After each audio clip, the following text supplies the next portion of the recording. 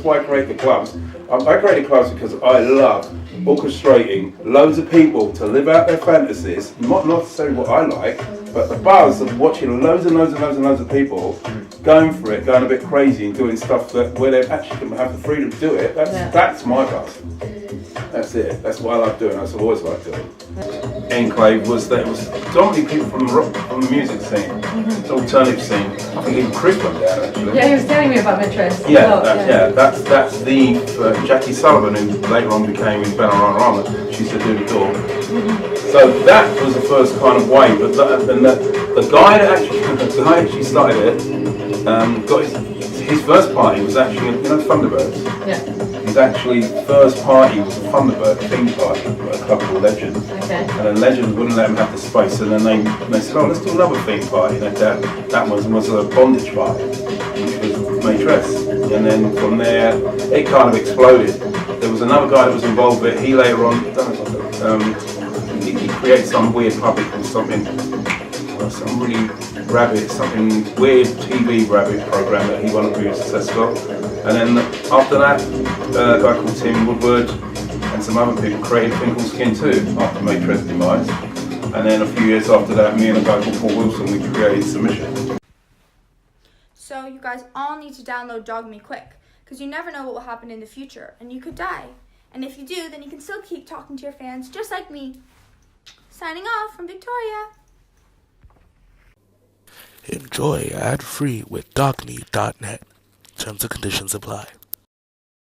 So was this the first time that these sort of parties were sort of happening around Woolwich? Was it sort of shock people, or was it sort of was it happening before? Well, it wasn't. I'll tell you what, because if you go back to '76, Malcolm McLaren and Vivian Westwood they had a shop called Let It Rock. Before they had set, there was a shop called Let It Rock. And in there they used to have all, if you look at Malcolm's and Vivian's stuff then, they had all these bondage t-shirts and stuff like that. So people that were on the scene were buying it, but there wasn't anywhere actually for them to really go en masse. So there was people doing stuff, there was people doing things in houses, but there was not a group in one place where you could see it in the newspaper advertised. I think the first time when it got advertised in the Evening Standard, then that's when Chris and quite a few other people went down there. Yeah. And then discovered this alternative world. Now what happened was there was loads and loads of people that were really worried for it, and it was their first time coming under one roof where they thought, oh, I'm not a freak.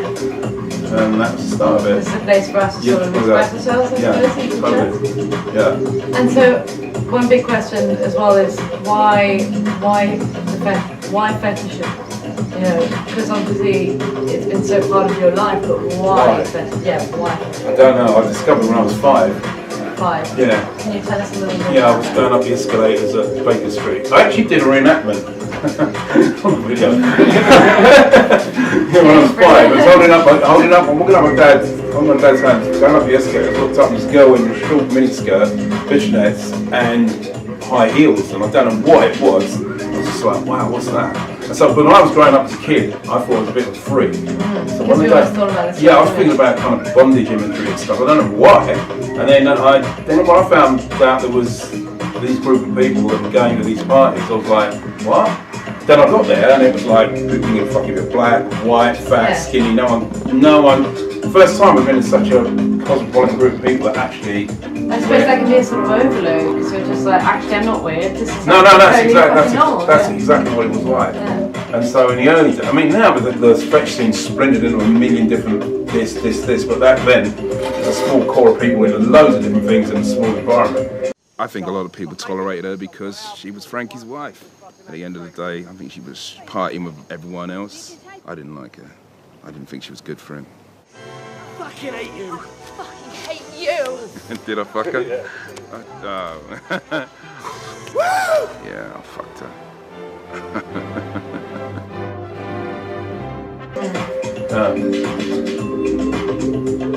And how do you think, in a way, because right now, at the moment, there's sort of like an overload and oversaturation of like women having pleasure and like men, left, right, centre, sort of like. Well, because it's this little baby, right isn't now, it? This online, changed this is the thing, which has been a sort of focus for ours in a sense.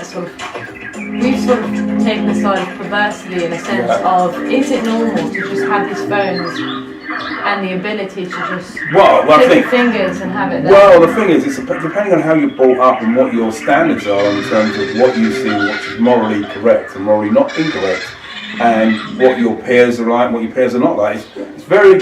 I think there's certain people that are born with that sort of inquisitive mind that I call like kinky people, and they can branch off into different ways. Some people go into the fetish world, some people go into the swinging world, some people's sexual orientation takes them that they find out that they're gay or they're bi. Now the choice.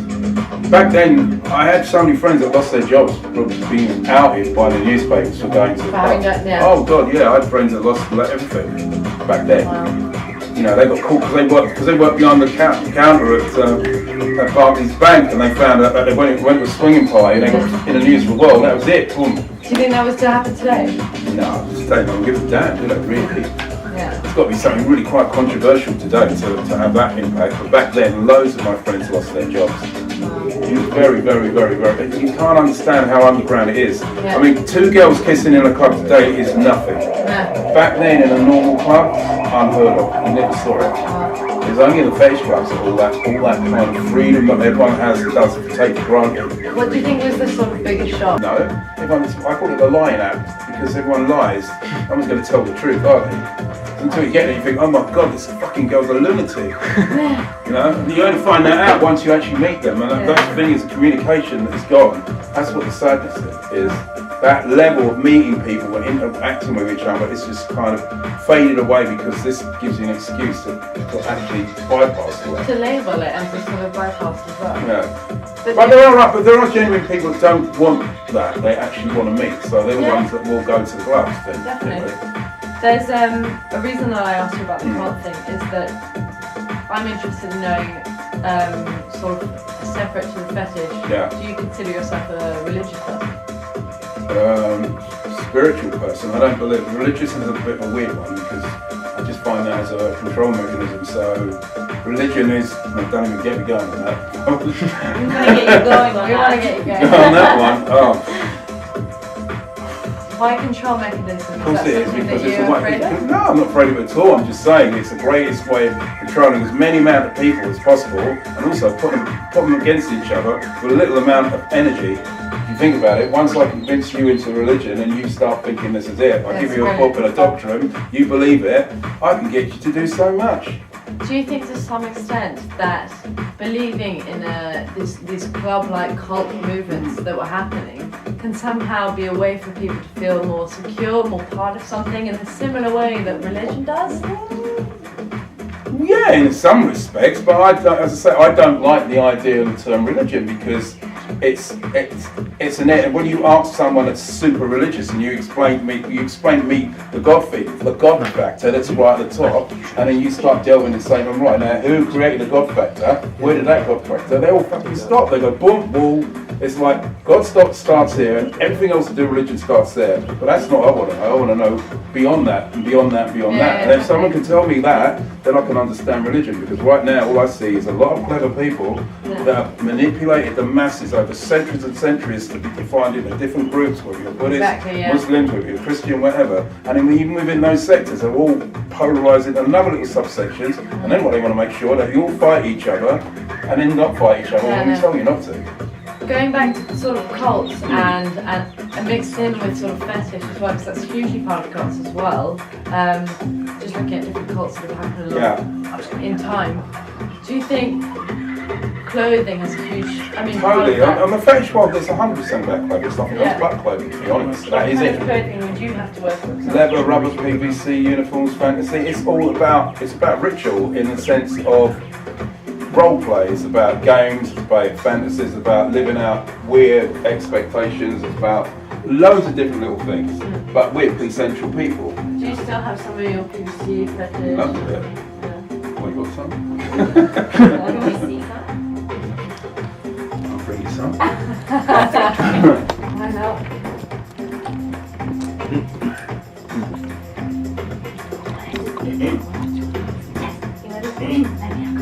Yeah, as soon as you should be practice as much as I try. I know this and then I was like, was coming with some stuff, so I thought I might as well take it off. Yeah, I hear that. I'm gonna take some film shots outside. Here we go.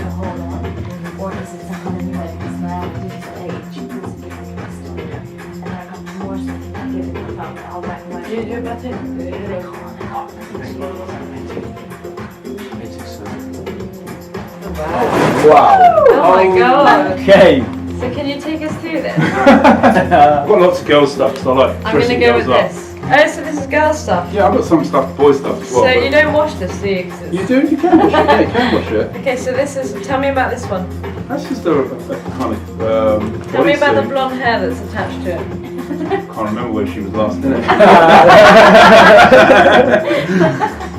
I've had thousands over the years. This room's got enough stories to tell because over the years there's hundreds of people have been around this flat. I've lived with loads of girls as flatmates. And Yeah. they always find it.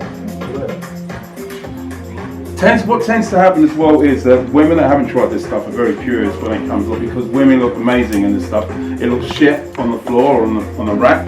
Brilliant on people. On people. Imagine. I'll give you something actually. I didn't know there was 4 of you. Yeah. I'll give you this to keep actually. It's one of the very first fetish fashion magazines ever. Brilliant. Wow. Oh my god, thank you very Thank much. you so much. Thank you. Incredible. Oh wow, the photos are This is from amazing. 1983. Wow, the photography's so good. Yeah, this guy's a very famous, his name's Bob Carlos Clark. He's got an exhibition of his work on at the moment. It's fantastic. Wow. So nice. At the moment, it's exhibition. Here's something, yeah. It's fantastic.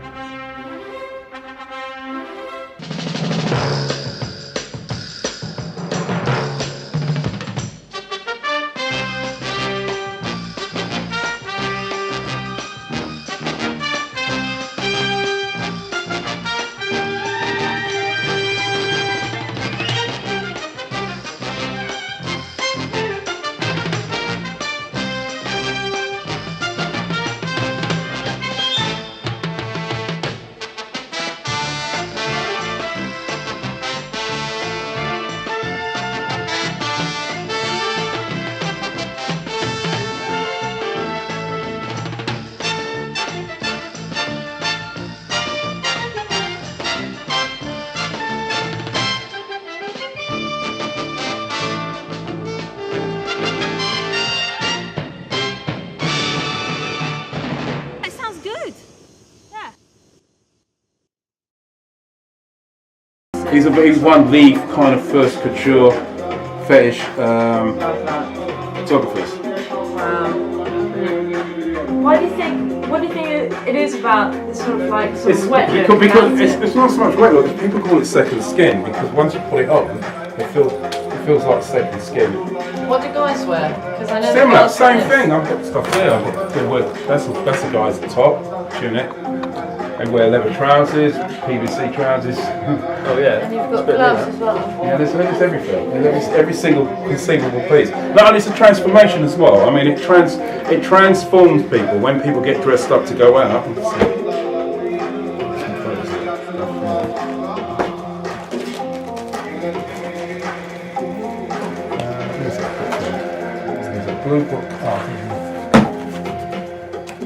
This is from 1980. From like 1980. Wow. This is like 19. These your pictures? Yeah, this is from my club. This is from 1988, 89. This is from 19. That's my niece. That's from 1990, Wow. 89, 90. Recognise him. Now, if you look at this is not much different from what if you look at a fetish club today. The look is very similar. Yeah, very similar. Very similar. Very similar. Again, why I asked you about religion is how you think that sort of changed with this sort of club culture, with these cults. Well, these club culture could be seen as a religion. the Anything could be seen online as a religion. aspect to it. Do you know, like how? Do you think it's this idea of morality, like good and bad, that people, you know, these basically, if we saw these today, it's still sort of that morality of like, it's fine for us because we're all artists and in London, so we think it's normal. Yeah, but other people on the outside, but other people on the outside, you've got to still understand. look at this and think this No, is but totally you got to weird. look. Yeah, you got to remember everyone that's got kind of that's a left to centre, a little bit avant-garde. That if they're, I call them in every, I call it a freak, a funky, kinky chick or guy in every village. There's one of these Yeah. everywhere. And then they get together. And then what happens is, if they haven't got the means and the know-how to come to London and find their fame and fortune, they'll stay in the village. Yeah. But when there's a party on, they'll get their bag and come to London, get dressed up and do their thing, and then they'll do what they need to do, and then they'll go back and dress, and they'll be back a normal person in society, and you wouldn't have a clue about it. No. See, those people, and then there's other people I call lifestylers. They live and wear that shit 24/7, 7 days a week, and they're not fazed by anyone. But there's others that will not. They have to be very discreet. They won't let their friends and family know about it. Yeah. Brilliant. This is 1996, 97. Yeah, that's the week, but that's when they.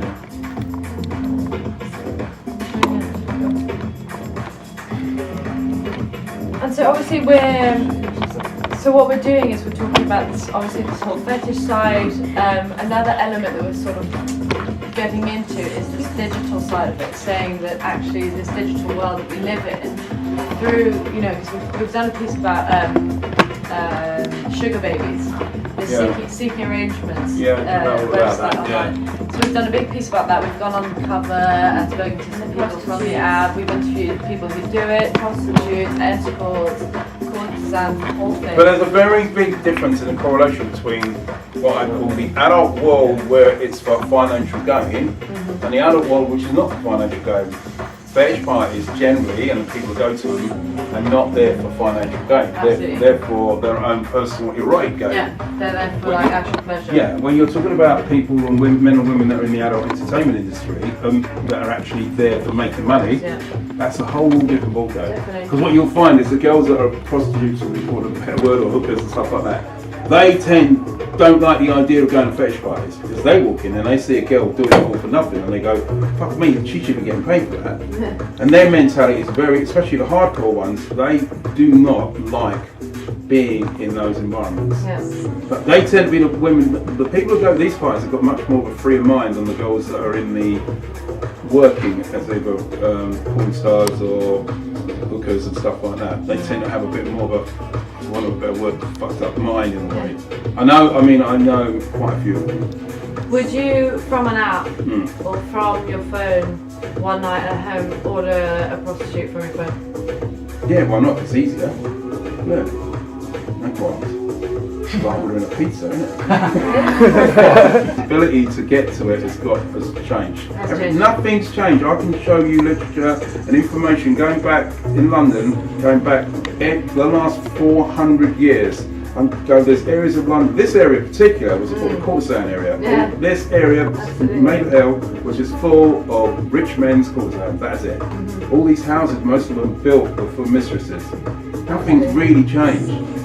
That's all that's happened is the accessibility to it. Nothing's changed. Everything else was under the radar. You didn't know it was there, dipped up with it, but everyone was still getting at it. Everyone thinks it's all different, but it's not. There was a club called the Hellfire Club in about 16th century in High Wycombe, an underground fetish club that was there in the 16th century. And there's the Chislehurst Caves and stuff. There's always been stuff going on. The only difference is that the way society has moved and the technology has moved is given the average man more of a chance to be a pervert. But I think, sort of like, to some extent, like, why should it be considered a bad thing to some extent? Do you know what I mean? Well, no, it's not a bad thing. If you've got a good heart, then it's not a bad thing, is it? If you're an evil, nasty person and you want to it has nothing to do with it. We all have sexual desire. We all want to satisfy something. If you're with the right kind of people, you can express yourself far greater than if you're with the wrong kind of people. It just doesn't matter, even whether you're in the fetish scene or non-fetish scene, if you're just in normal day life, you're always looking out to find someone that's on a similar wavelength to you. The only difference with people in the fetish scene, it's much more polarised. It's the first thing, not the second thing. Yeah. So I was watching this film that Chris recommended to me, which is what is it? Hookers, Pimps, and what is it? John. That's done by. The grating of the. Yeah, that's. I know the guy who did that. The director. His name is. Yeah, he did. Yeah. Same director for Bridget Jones and all these. Yeah, I know that. I mean, it's brilliant, but I mean, I think these things are still happening, and I think as much as Still, that looks tame as hell looking at that now. That's if you want to see what's going on, it's even weirder. yeah, it's totally weird. It's not even weirder now. I want to see it. Tell us about it. What the weirdness of it? Tell us the weird stuff. Yeah. What's the last thing you were really shocked by? The last thing that shocked me. Yeah. I didn't even know I could put that on here. The last thing that shocked me when I was at a swingers party and a guy dropped dead in front of me, shagging his wife, and he fucked his wife to death in front of me. And I thought we all thought he was fucking around, but he was actually dead. Okay. Yeah, Wait, he was dead or she was dead? He was fucked dead. her to death. He fucked she. Yeah. No, I can't. If Either I way, say it it, like, doesn't matter. You're not in the shot. Huh? You're not in the shot. I've turned. Oh it away, no. so- Basically, yeah. In that sense, yeah. They, yeah. He died of a heart attack whilst he was fucking his wife at a swingers party. This is why. Yeah. Thank fuck. Imagine. Wow. It's that kind of new perversity of our age. Exactly. It's much more dangerous. Than Yeah, no one wants it to goes do along with the perversity. narcissism of what society is now. It's the total ultimate narcissistic tool. At the end of the day, you create It's about something you. that's exactly It's no about longer you. about going It's pleasure. about anyone else. Same thing with social media and everything. Totally. Mark, you wanted to say Don't something? even get me going on Yeah, this. I had a question on the fantasy of fetish. Because you know you're talking about back in the day the bloke would want to just buy a doll and rag the shit out of it and imagine it was a woman.